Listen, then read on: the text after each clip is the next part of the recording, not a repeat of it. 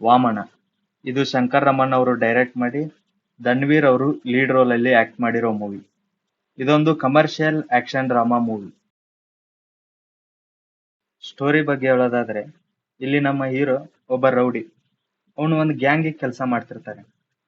ಇಲ್ಲಿ ಅವನು ಒಬ್ಬ ಗ್ಯಾಂಗ್ಸ್ಟರ್ ನ ಹೊಡಿಬೇಕಂತ ಡಿಸೈಡ್ ಮಾಡ್ತಾನೆ.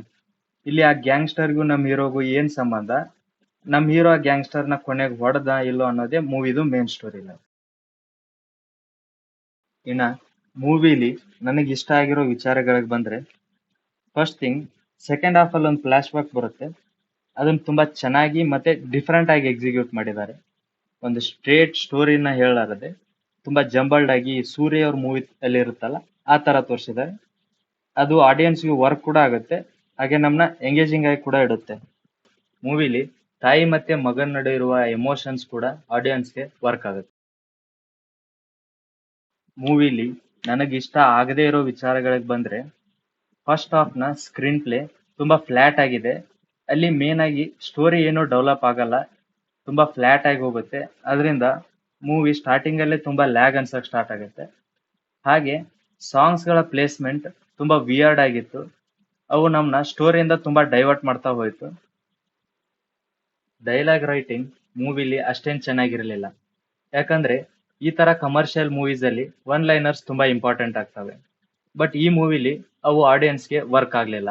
ಅವನ್ನ ಇನ್ನೂ ಬೆಟರ್ ಆಗಿ ಮಾಡ್ಬೋದಿತ್ತು. ಸ್ಕ್ರೀನ್ ಪ್ಲೇ ವಿಚಾರಕ್ಕೆ ಬಂದ್ರೆ, ಮೂವಿದು ಸ್ಕ್ರೀನ್ ಪ್ಲೇ ತುಂಬಾ ಪ್ರಿಡಿಕ್ಟೇಬಲ್ ಆಗಿತ್ತು. ಫಸ್ಟ್ ಹಾಫ್ ಅಲ್ಲಿ ಅಷ್ಟೇನು ಸ್ಟೋರಿ ಇರಲಿಲ್ಲ. ಹೀಗಾಗಿ ಸ್ಟಾರ್ಟಿಂಗ್ ಇಂದಾನೇ ಮೂವಿ ತುಂಬಾ ಲ್ಯಾಗ್ ಅನ್ಸ್ತಾ ಹೋಯ್ತು. ರೂಟೀನ್ ರೌಡಿಸಮ್ ಮೂವಿ ತರ ಅನ್ಸ್ತಾ ಹೋಯ್ತು. ಫಸ್ಟ್ ಹಾಫ್ ಬಿಲೋ ಎವರೇಜ್ ಆಗಿ ಎಂಡ್ ಆಯ್ತು. ಹಾಗೆ ಸಾಂಗ್ಸ್ ಗಳ ಪ್ಲೇಸ್ಮೆಂಟ್ ಅವಾಗ್ಲೇ ಹೇಳಿದಾಗೆ ತುಂಬಾ ವಿಯರ್ಡ್ ಆಗಿತ್ತು. ಅದರಿಂದ ನಾವು ಸ್ಟೋರಿಯಿಂದ ಡಿಸ್ಕನೆಕ್ಟ್ ಆಗ್ತಾ ಇದ್ವಿ. ಇನ್ನ ಸೆಕೆಂಡ್ ಹಾಫ್ ಅಲ್ಲಿ ಮೇನ್ ಸ್ಟೋರಿ ರಿವೀಲ್ ಆಗೋದೇ ಸೆಕೆಂಡ್ ಹಾಫ್ ಅಲ್ಲಿ. ಸೊ ಸೆಕೆಂಡ್ ಹಾಫ್ ಡೀಸೆಂಟ್ ಆಗಿದೆ. ಸೆಕೆಂಡ್ ಹಾಫ್ ಅಲ್ಲಿ ಬರೋ ಫ್ಲಾಶ್ ಬ್ಯಾಕ್ ತುಂಬಾ ಚೆನ್ನಾಗಿ ಎಕ್ಸಿಕ್ಯೂಟ್ ಮಾಡಿದ್ದಾರೆ. ಆ ತಾಯಿ ಮಗನ ಎಮೋಷನ್ಸ್ ಕೂಡ ಆಡಿಯನ್ಸ್ಗೆ ವರ್ಕ್ ಆಗುತ್ತೆ. ಕ್ಲೈಮ್ಯಾಕ್ಸ್ನು ಬೆಟರ್ ಆಗೇ ಇತ್ತು, ಬಟ್ ಕ್ಲೈಮ್ಯಾಕ್ಸ್ ಅಲ್ಲಿ ಬರೋ ಆಕ್ಷನ್ ಸೀಕ್ವೆನ್ಸ್ ನ ಇನ್ನೂ ಚೆನ್ನಾಗಿ ಮಾಡ್ಬೋದಿತ್ತು. ಓವರ್ ಆಲ್ ಆಗಿ ಹೇಳೋದಾದ್ರೆ, ಇದೊಂದು ರೆಗ್ಯುಲರ್ ಕಮರ್ಷಿಯಲ್ ಮೂವಿ. ಸ್ಟೋರಿಲಿ ಅಷ್ಟೇನು ಹೊಸತನ ಇರಲಿಲ್ಲ, ತುಂಬಾ ಪ್ರಿಡಿಕ್ಟೇಬಲ್ ಸ್ಟೋರಿ ಆಗಿತ್ತು.